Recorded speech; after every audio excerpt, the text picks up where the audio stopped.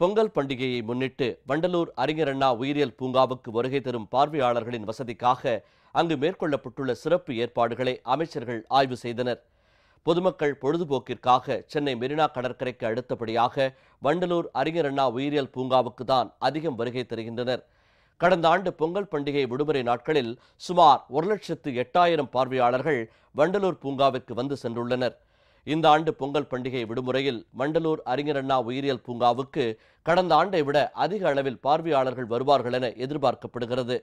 இதனை கருத்தில் கொண்டு மக்களின் முதல்வர் செல்வி ஜெயலலிதா வழியில் செயல்படும் தமிழக அரசு பார்வையாளர்களுக்காக கூடுதல் வசதிகளை செய்துள்ளது.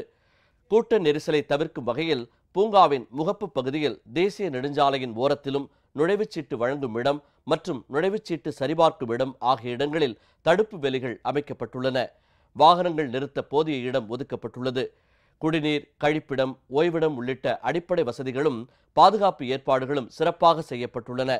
அவசர உதவிக்காக ஆம்புலன்ஸுடன் மருத்துவ குழு ஒன்றும் தீயணைப்பு வாகனமும் தயார் நிலையில் வைக்கப்பட்டுள்ளன.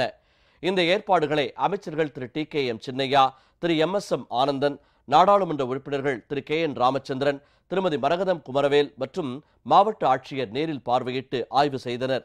அப்போது வனத்துறை அதிகாரிகளும் பூங்கா நிர்வாக அதிகாரிகளும் உடன் இருந்தனர்.